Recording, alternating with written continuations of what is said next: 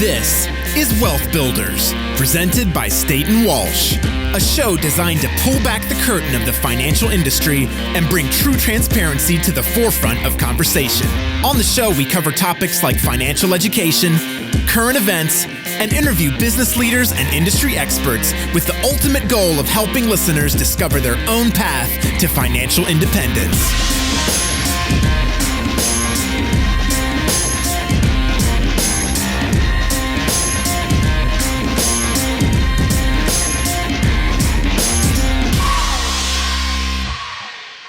Hi, everyone. Welcome to Wealth Builders. I'm Devin Walsh, and I'm joined by my co-host and business partner, Ryan Staton. And today we have a great topic and guest for today's show. We're very excited to have Russell Berger from OffitKurman to come and talk about employment law and the time of COVID and how some of the things we've seen over the past year may end up being a permanent fixture in employee-employer relationships. Definitely a hot topic. Russell, you're probably hearing it from all different angles, people asking you questions nonstop. So welcome to the show. Yeah, thanks for having me. Great. Well, we're glad you could be here, and this is the we're going to talk a lot about, I guess, your practice, and we definitely want to get a little bit more about your professional background. But I know we have some questions that we want answered, and it's other people that we've talked to have asked in the past. But before we get into that, there is a question that I personally always like to ask. We talk a lot about Russell the professional on the show. And everyone who's listening will get a chance probably at some point to read your professional bio if they do their own research. But tell us something interesting about yourself that doesn't show up in your professional bio. All right. Wasn't prepared for that one, but not a problem. And I will tie Devin into this as well. Devin and I share a love of statistics and advanced metrics when it comes to watching baseball. Okay. So I think the first time I met Devin, we had a nice long conversation, not about professional development or business or anything in our bios, but just about the Orioles and what kind of advanced metrics were being used and what the team should be focused on. Just nerdy baseball stats. There you go.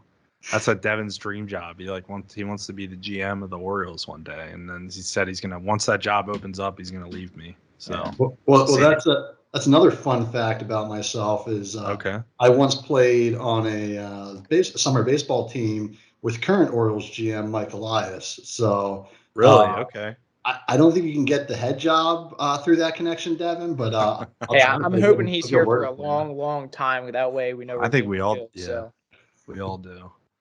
No, that's awesome. Well, thanks for sharing that. We always like to bring a little color into the picture and get an opportunity to learn a little bit more about our guests just beyond the professional side. So I want to segue into our conversation for today and really focus on some of the topics that I know are hot in the world of COVID, specifically in your practice. So just starting, from the top, I guess, what have you seen that's changed in the workplace due to COVID? Well, I think the simplest answer to that is the lack of people, and kind of everything spirals out from that. I mean, obviously, all three of us are working remotely today for this. So that's really been the biggest change. And then there's been a whole lot of little details that go along with that. And from the legal standpoint, there's some new laws that were created probably about a year ago. And then going a step beyond that even is there are a bunch of laws that have always been on the books, or at least have been on the books for a long period of time, that are getting applied in new ways. And we're seeing kind of new fact patterns testing, applications of old existing law. That's interesting. So, how are you seeing other companies handle this new work from home, and how have some of those procedures changed in comparison to maybe some, I guess, like workplace manuals or employee manuals that they already had existing? Yeah, well, so one thing I've definitely drafted plenty of over the last year is remote work policies. And obviously some things still apply. So for example, if you get hurt working at home, That's still an on-the-work injury that's most likely going to be covered by workers' compensation. So, while an employer probably already has a policy that says if you get hurt during, while you're working, you have to report it right away because we got to turn it in to the comp carrier. But no one thinks about it in the remote work context. Yeah. You fall out of your chair at home. It doesn't necessarily occur to you. So, that's a good reminder, good thing to put into a policy like that. And kind of a related topic is the Americans with Disabilities Act still applies. So, someone needs a standing desk as an accommodation for a back injury, and that's what you would have done for them in the office. You got to do the same thing for them in the home office. Now, you might just ship home the desk that they had in the office because they might not be back, they might not be using it. But if you go, and this is kind of a looking forward question too, if you go to a hybrid approach where someone's in the office 2 or 3 days a week and works from home 2 or 3 days a week, you might be buying that standing desk or whatever piece of equipment it is for both locations. That's fascinating. Yeah. And you may have a good point about people getting hurt at home. How are they verifying? So let's say that your hours 9 to 5 and they're doing something around 5:30 in the evening and they break their ankle or something. How are companies verifying that and making sure it's actually happening during the work hours? Have you seen a problem with that? Yeah, not that I've encountered. I mean, obviously, from the employer perspective, they're somewhat hedged by the fact that they have to have workers' comp insurance, and the workers' comp, defense bar is kind of its own little practice area. And I'm sure they find ways to push back on, they test the validity of it as they go through that process. But I mean, from the employer perspective, like, you got to have the policy. You got to have a reporting mechanism. You get it, you turn it in, you try to keep it as simple as possible. Mm-hmm. That's interesting. Yeah, And that's definitely something I never even thought of either. Yeah, me either. It's interesting. So don't go falling down or anything, Ryan, and trying to So as companies come back, as employees start coming back into the office, what do those procedures look like? What do they need to have in place to make sure it's done efficiently, safely? What are some things you would recommend to an employer as they're starting to do they bring in just a quarter of the workforce back, then slowly bring them back? They bring them all at once, and what are some of the things to look for there? Yeah, so the simplest guidance that I can give, is because I'm a lawyer and not a public health expert, is listen to the experts. The CDC has a bunch of guidance. Obviously, different states, different localities have different rules about capacity, mask wearing, social distancing requirements, whether you have to provide masks to your employees or guests. All that stuff is out there. And that's who we ought to be listening to. And then you design a policy to be flexible, but to be compliant with, whatever laws are certainly going to apply. And, my general advice is if the CDC recommends something, that's probably a pretty good starting point to design your own, your own parameters for the workplace. But as we've seen over the last 13 months, and I suspect we'll continue to see going forward, is those guidances are changing, and they're going to continue to change. And frankly, I think given kind of where we are in terms of, I just saw a stat that at least half the people in this country have gotten one shot of a vaccination. I mean, that's going to change things, and it's going to make things a lot easier, to have more people in the office. But, like if you were in Maryland today, there's still a mask mandate. So, whatever your policy is going to say, it's got to say, well, if you're not in the office with the door shut, you've got to wear a mask.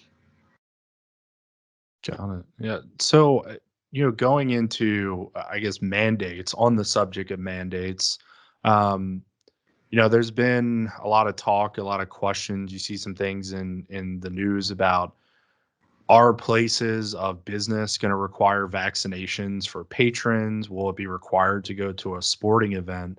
How is that going to translate into the workplace? I mean, will a company be able to potentially mandate vaccinations, or is there a specific way that employers should be handling that situation? So on the legal side, the answer is pretty straightforward. Yes, an employer can mandate COVID-19 vaccination. There are a couple of carve-outs from that. and that would be for someone who has a disability under the ADA. If there's a medical reason for them to be carved out, and also if someone has a bona fide religious belief, that would prevent them from getting a vaccination shot, then that would have to be accommodated as well. But generally speaking, an employer can require it. I think the more interesting question is whether an employer should, and we're seeing employers on both sides of that for various reasons. But if you go down the path of I'm thinking about doing this and I'm thinking about mandating vaccines for my office, the first question I think you have to answer is, what am I going to do with people who don't get vaccinated? Because in some businesses, if you want to come in, that's fine. If you want to stay remote, that's fine. I don't really care where you are. So get vaccinated if you want to come in. If you don't get vaccinated, just keep working from home, and that doesn't hurt the business at all. And that might be a perfectly fine model for some businesses. And then in other businesses, you have to be in play. You have to be at the work site, and someone doesn't want, and which might make it, if you were working on an assembly line shoulder to shoulder with other people, as an employer, you might be more inclined to mandate the vaccine. But if 25%, 30% of your workforce says I'm not getting the vaccine, then what are you going to do from an operational standpoint? So I think there's a lot, and I think that's just kind of like the tip of the iceberg for some of the Yes, absolutely.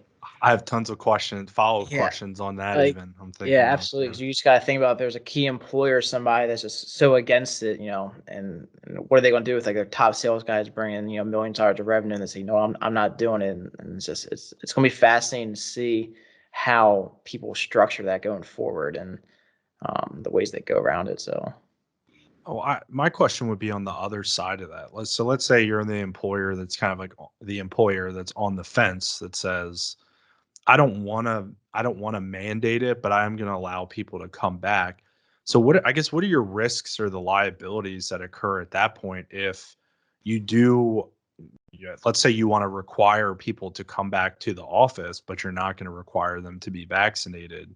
It seems like it could be a little bit of a slippery slope. So I guess how do you mesh those two together if you don't want to necessarily mandate one, but you want to mandate the other, and can those two fit together, or is that a pretty big risk for a business to take? Yeah, I mean, obviously some businesses have been open for the entire pandemic, so I don't think it's too big a risk to take. I think you gotta obviously cost benefit it with what you need from an operational standpoint. Sure. And some of those risks I think are legal. Some of those risks I think are practical, because you're going to end up forcing people to find other jobs because they're not comfortable. Or I mean, not so much an issue hopefully going forward, but over this past year, it's workers finding childcare. With kids doing virtual school, are you going to bring them back in and force them to quit their job because they're not going to leave their kid alone all day? So I think those are some of the, again, questions that employers ought to be asking. But from a legal risk perspective, if a worker gets hurt at work, we already talked about workers' comp. Workers' comp is the exclusive remedy, at least in Maryland, for a worker that gets hurt at work. Some other states have some very, very narrow, limited exceptions to that. So again, that's insurance that you have to have. It's kind of its own process. It's not necessarily going to impact the bottom line. It might affect your premiums in the future, but that's a pretty nominal risk, I think, because there's the insurance policy there. Guests and third parties, visitors to your workplace aren't going to be covered by that, and they would have kind of the normal realm of remedies available to them. But that being said, unless you're being kind of egregious in your policies and flaunting the policies, I think the risk is probably pretty low. And I think you can mitigate the risk further by complying with CDC guidance. I mean, that's kind of where it comes from for me. If someone says, you were negligent in the way you manage your workplace, the legal definition of negligence is failing to do what a reasonable person would do in the circumstances. And, lawyers debate where that line is all the time. But to my thinking, if you do what the CDC says you should do, that sounds pretty reasonable to me. You've got a pretty good defense baked in there. So that's why I tend to, besides the fact that I think it's safer, obviously, that tends to be kind of my safe mitigate the risk benchmark. Oh, that makes sense. No, it sounds like, I mean, that it's a guideline. I mean, it's I guess a universally accepted guideline to some degree. It's not, I mean, this, regardless of people's personal opinions, it's one that sounds like from a legal perspective, you can use as a backstop almost to protect yourself from additional complaints or liability. Yeah. And there's other defenses, there's other issues. You could have guests sign waivers, but you want to get customers and clients back in your workplace. Do you want them to sign a waiver before they come in? A retail store isn't going to do that. Yeah, it's true. So there's some, you could always do more or less to mitigate the risk, but again, it's just got to be the right fit for what your business is. In some of another thing you can do kind of consistent with that, which I think most employers definitely should be doing with their own employees, and should consider doing it with, visitors to their workplace. Again, an office is a lot different workplace than a retail shop for this purpose. But, you have, office access questionnaires, workplace access questionnaires. Make sure whether if you wanted to be real conservative about it, you'd have people fill them out and sign them, and maybe find a way to do it electronically if you're sophisticated enough. But to verify, you don't have any, just like, like to go anywhere, like to go to the doctor's office now, you got to fill out those things, or to have a contractor come to your house, you've got to answer some of these questions.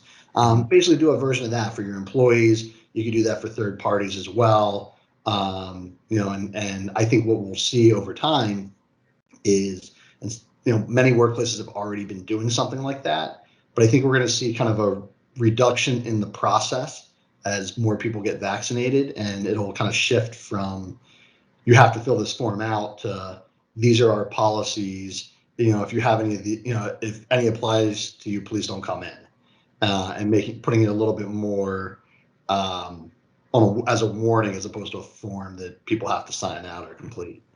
No, that's interesting. Do you see companies possibly, are they able to reward employees for getting vaccinated, like some type of program there that's part of their procedures? Is that like a no, or do you see companies currently doing that, or something we see in the future? Yeah, no, it's definitely being done. And in fact, some places, not in Maryland, but in the Mid-Atlantic are requiring it. So, I know New York has a law. I think it's Philadelphia, not all of Pennsylvania, but just Philly has a law that requires a certain amount of paid time off to go get a vaccine.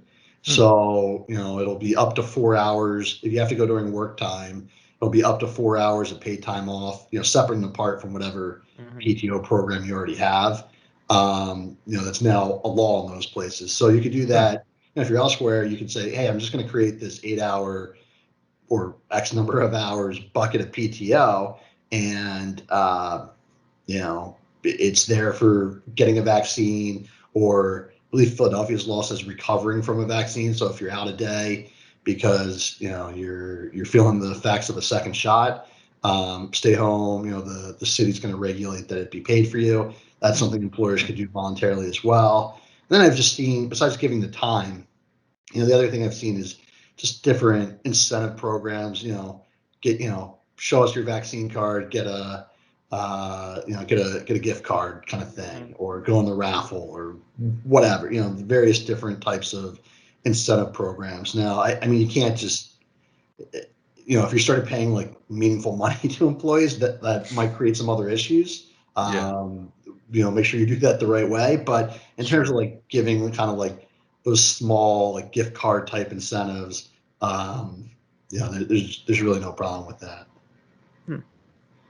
Yeah, that's interesting. I didn't realize that was a mandate, but I guess that. So I guess it depends where you are. I mean, for us in Maryland, like it hasn't been mandated anywhere in Maryland to my knowledge. So, but we've got clients that have, and I presume you guys do too, that have employees kind of all over the place. So you end up, at least for me anyway, I get updates on COVID laws and other parts of the country as well. That's a daily thing. Yeah. So So in those types of circumstance, I guess my question is for let's use Philadelphia as an example. So there, that law states that, there's paid time off for vaccine related leave. Is that something that's now a permanent fixture? Is that just exclusive to COVID? Is that more of a universal now?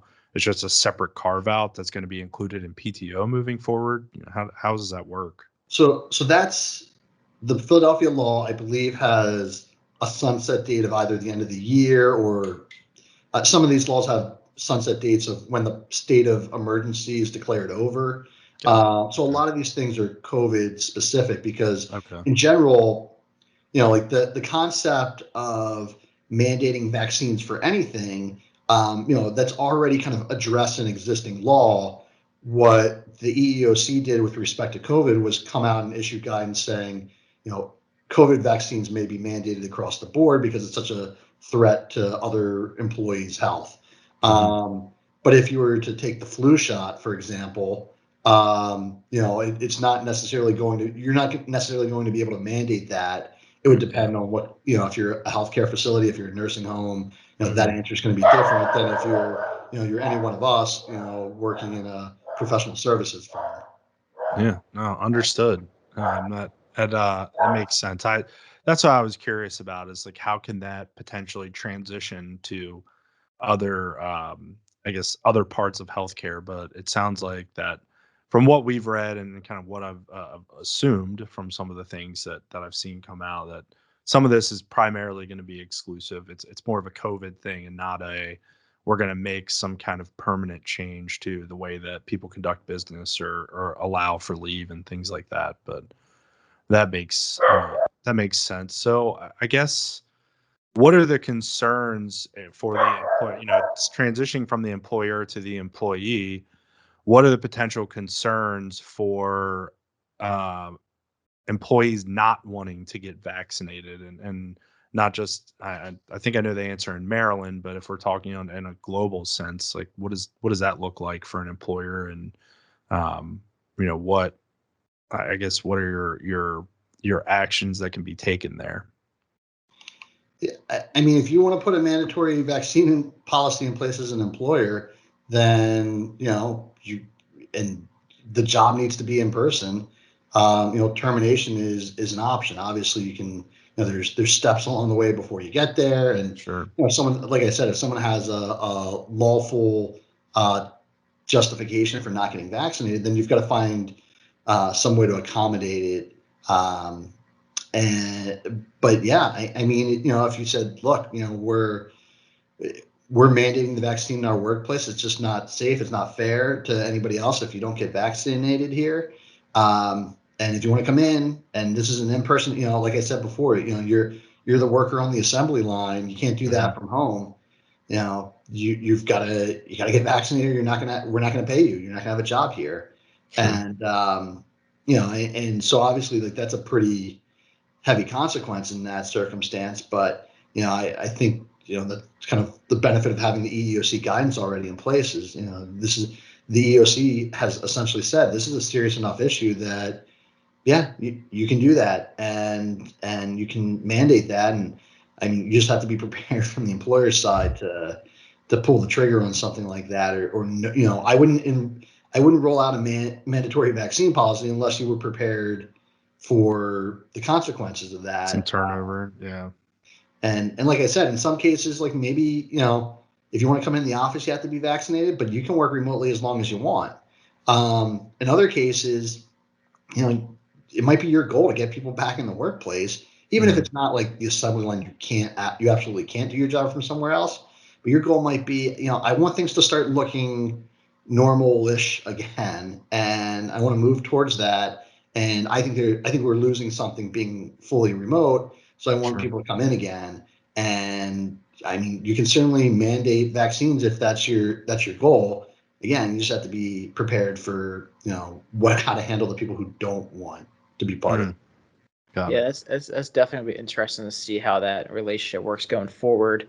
It's been kind of interesting. So actually, we had a conversation earlier with somebody, Ryan and I, talking about their office. They're actually not going to renew their lease at all, and it could be 100% virtual. So what are some like the biggest mistakes you've seen for some of these companies that are deciding to like no longer have office space, or just in the past year just being 100% virtual? What are some of the, like the main points that these companies should really look at and make sure that their employee handbook has these main points to really protect themselves and their employees? Yeah, I think you have to spell out how how things apply in a remote world. It's not that you're rewriting any of the laws or any of the policies, but again, you just have a different application. All those, I mean, I would venture a guess that at least 99% of businesses that had a handbook before 2020, those policies were written with in-person workers in mind. And I think now we're seeing, well, you got to tweak these policies, or you got to think about them, in different ways for a remote workforce. So, for example, every employment policy, every employment handbook is going to have a anti-harassment policy, right? And harassment looks a certain way when it's in the workplace, and or a number of different ways in the workplace. But now we're talking about electronic harassment, and we're talking about, inappropriate emails, inappropriate text messages. We're recording this using Teams. And Teams has a chat feature. All those chat conversations are saved, right? Someone can go in that archive and pull everything that you said to your colleagues for years. So, just keeping that kind of stuff in mind and adjusting to that policy and how you explain it, how you train your employees on it, to what their working environment actually looks like now.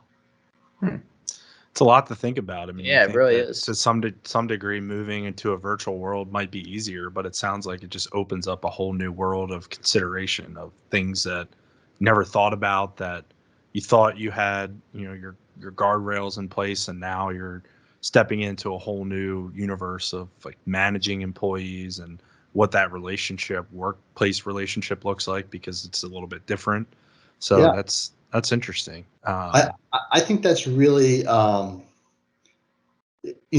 think people have started thinking about the laws and the policies. What I don't think I don't think people are starting to think about it, but they're still maybe a little further behind on, is like, how do you actually train people? What does that management relationship look like?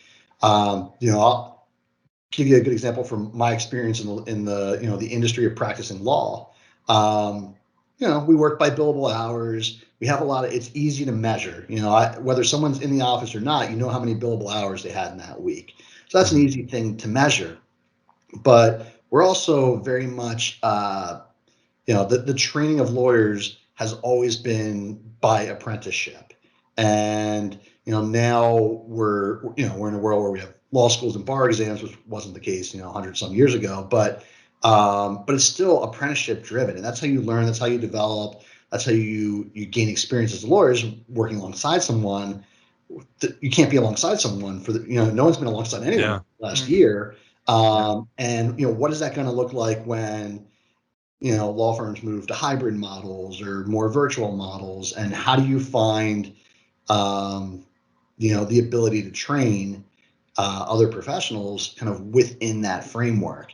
And, I'm not going to suggest that I've got all the answers. I have some of my own thoughts on it and what that might look like. And, but, there's just something different about like training someone, and you can't just pop your head in their office while you're walking down the hall and say, "Hey, how's everything going?" Like, you have to put that on your calendar, because we're all virtual right now. So, like that's, I think, something that businesses, all different types of businesses are going to have to think about, is how am I going to train if I'm a type of manager that manages by having good relationships with my employees and motivating them and getting the best out of them.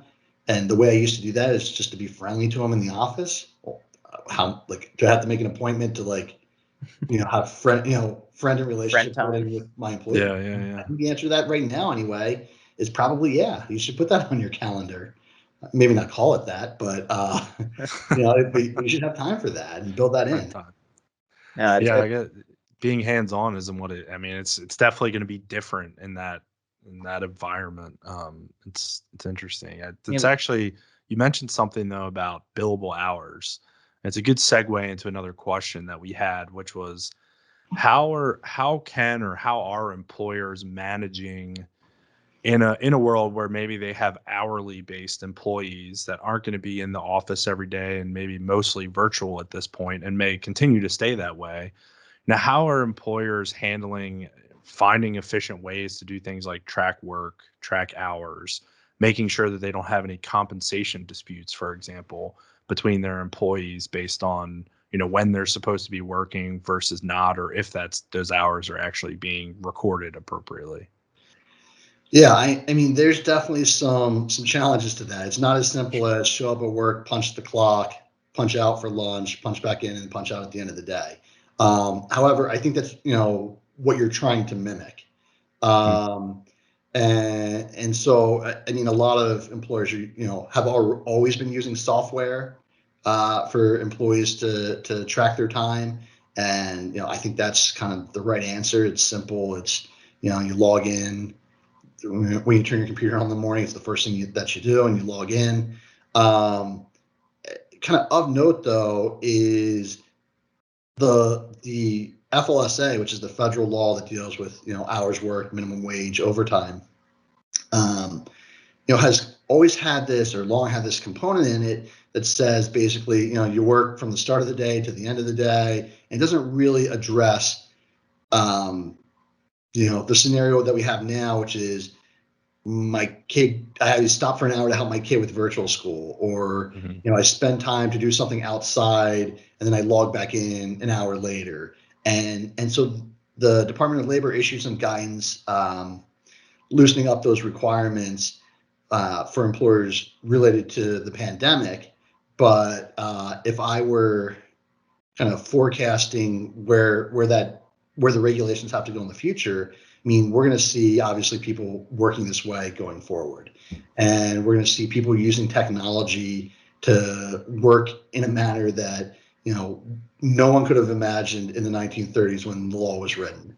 So I think the law, at least the guidance and the Department of Labor's interpretations of it, are going to have to be updated for the world that we're living in, and that COVID is kind of like,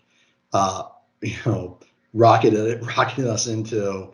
It's going to bring about a lot of change about how these laws are interpreted, because, the law makes plenty of sense. One of the other terms for the law is the Portal to Portal Act. So it talks about when you start for the day, when you walk through the door at the beginning of the day, when you walk out at the end of the day, and it uses terms like all in a day's work. And now, we use terms like work-life integration and we just you're virtual, you can work when you need to work, and employers want to give that kind of flexibility. So I think the law's got a little bit of work to do to catch up with what employers and employees both want. Definitely. Definitely. And now with everybody work from home, like the use of technology is everywhere now, probably more than ever. Us doing this and all the new technologies getting out there to make lives simpler. What kind of guidelines are companies using to make sure they're protecting themselves and their employees with the use of technology? Are there certain guidelines you're seeing that a lot of people are using during this time for that? Yeah, so some of that, like I talked earlier about the remote work policy, usually a section in there is kind of a cybersecurity component. Again, it's probably not one that you want me to draft. I can draft it generally, but I'm not the IT cybersecurity expert. Yeah. So you want to have those policies, and you should already have those policies if you've got a computer system and you've got other people on it. But in addition to that, you can do things like agreements with employees about confidentiality, about proprietary information, about intellectual property, who owns the rights to what's created. Footnote, the employer. No one's ever asked me to draft an agreement where it doesn't say that. But yeah, so I think there's a lot of other things employers can do to kind of protect their assets, which usually are their proprietary information and their customer lists. Yeah. So you can certainly restrict what an employee can do with them during and following employment. Got it. So I guess just talking about the last year, reflecting on everything that's happened. I mean, out of all of this, what things do you think are going to become permanent changes in the employee handbooks, some things that are permanent fixtures moving forward? I know we already talked about a few, but what if there are any other factors that play into that, or any other new policies, what are they? Yeah, I think it's going to be, I think as a general workforce, we were already headed towards more remote, more virtual, more integration of technology. And I think like from the employment side, we've really hit the gas pedal on that in the last year. And so I think that's really what we're going to see stay around is, the how we've integrated technology to make our jobs easier. And it doesn't mean that there isn't value going back to a workplace. And I think there will be, but to kind of give you the best example, I'm not going to be in an office 5 days a week. Not that I was before, but now it's kind of like, my firm has evolved our policies to say, you know what, like you don't even need a permanent office. Just sign one out when you need one. So now we got to have a process to sign out, to hotel offices and do it that way. But that wasn't something we needed before in a formal way. But now that we've got a bunch of attorneys doing that, we do now. So I think it's going to be like those, in addition to what we've already covered from, a remote workforce standpoint. I think we're going to see more of, those ancillary policies that go along with it. And, I think that's really going to be a lasting impact of COVID. Another note, when I first started practicing in employment law, and I was looking at colleagues' templates of their handbooks and for my own use, there were a lot of them that had infectious disease policies in the handbook. Mm-hmm. And like I read it, and I'm like, why would we even have this? And this is like a decade ago. And one of my colleagues told me, we started using them like after H1N1, which was, I think, was 2008, 2009, something like that. 8 or 9. So like employers started putting them in around that time. And I just remember thinking, well, that's silly. I'm not going to put this in my handbooks going forward. So I didn't. And now, it's the most impactful thing, from an employment perspective that I ever could have imagined. But I still stand by that decision because the reality is, this requires COVID policies. It's not a generic policy. It's not like we're concerned about someone spreading the ordinary flu through the workplace, and you need a policy that says, if you're sick, stay home. In fact, most employers probably didn't want to have that policy pre-COVID. So I really think, part of it is, and I've said this a lot in the last year, is just being adaptable, being flexible to, what cards are being dealt at the moment, and making sure your policies align with kind of what the situation is on the ground. So I think one of the other things that'll come out of this is just employer flexibility, employer creativity. It's interesting. So would you say after all this, we're past this, we're kind of moving into the future, do you think the relationship between employer-employee gets easier or harder now, having all these different policies, the flexibility of work, I guess the ambiguity of interpreting when you should come to work versus not? Now we're introducing new things like COVID, where you don't know if you have it, but you have a symptom, so that out of an abundance of caution, you decide to stay home, and then that might potentially be, I guess, I know not all employees are like that, but I could see that in some circumstances being problematic if we jump to a conclusion. So do you think that, not just COVID specific, but with all of these new policies, does that make it easier or harder? That relationship closer or farther apart, do you think? I think, so different is the first answer. Definitely different. In some ways, if employees' lives get more flexible, then that's a benefit for employees, and that should make them feel better about the place where they work. Because now I can, I don't have to race home for my kid's Little League game. I can just get there, and if I need to work another hour, I'll do it after my kid goes to bed. So I think that's in some ways like I would hope employees would appreciate something like that. Sure. On the other hand, like we talked about before, like not only is there not the mentorship component, but there's probably more of a detachment. I mean, this is probably like just now going to devolve into my commentary about the internet and social media and how we interact with each other in general. But I was listening to someone talk on a podcast recently, and he was talking about how one thing that we really miss, even doing like a video call like we're doing now, is you can't actually make eye contact with people. And like we come really close, but like the camera's on top of my monitor, so I can't do it, right? It gets weird looking directly into the camera after a while. I don't know how news anchors, well, I guess they're reading, but they get a little cheat. Right. They cheat a little bit, but and if I'm looking in the camera, I'm not looking at you guys. So there's something like just something in our like innate human development that we like eye contact is an important part of it, and we can't have that this way. So I think that's the kind of thing that to my mind, like employers are going to have to, and I think the burden's going to be on employers to figure it out, and managers. But you're going to have to find ways to make those connections, even if it's not I see you in the office every day or even 3 days a week. Maybe it's look, once a month we just have to get together and look, we don't have to meet in the office. If it's more convenient to meet at a coffee shop because it's closer to both of our houses, then cool, let's just meet there. But it's gonna look different. I think that's kind of the to answer your question whether it's better or worse, I think it's going to depend on how well an employer overcome some of these challenges. Because if they can overcome the challenges and the employee's life is easier, I mean, then I think the answer is better.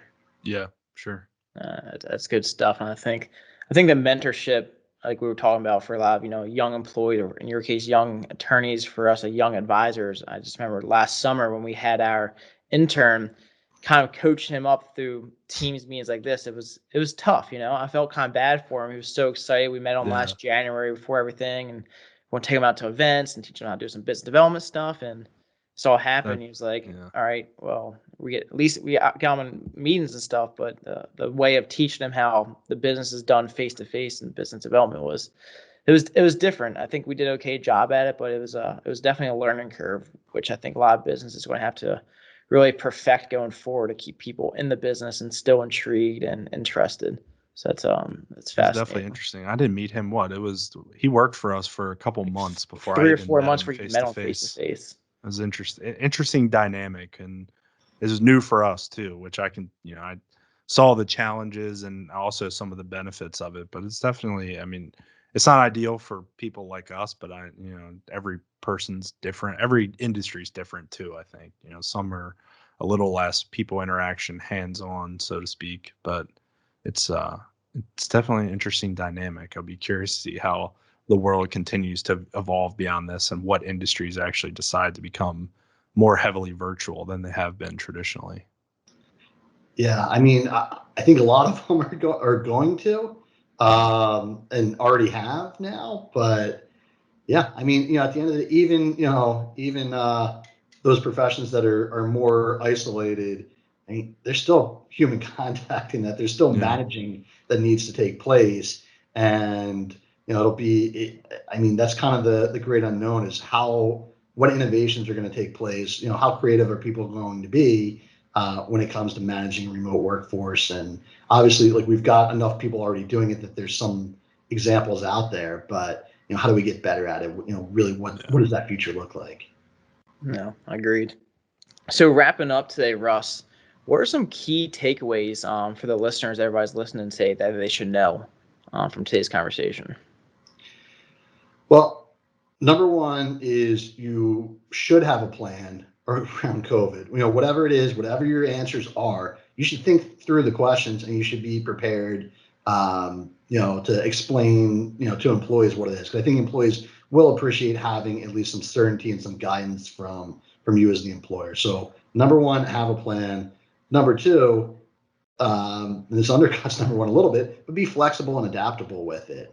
Because as guidance changes, as situations change, as more people get vaccinated, you're going to have to adapt that plan to meet those needs. And then number 3 is make sure you're well documented. Make sure, like all the things we've talked about, the sprawl of the changing landscape. Make sure you've got policies and documentation around how those things are going to play out, and you're making sure your employees know kind of what the ground rules are and what you're going to hold them to, and and if necessary, put protections in place within that framework that help mitigate the risk for you as the employer. No, all great takeaways. And Russ, we can't thank you enough again for joining us today. It's such an important topic right now. I know a lot of businesses.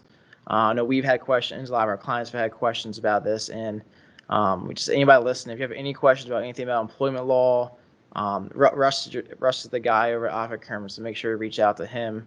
And we thank you a lot. So thanks everybody for tuning in today. Make sure you subscribe to our podcast. Find us on Apple, iTunes, Spotify, and YouTube, and have a great week.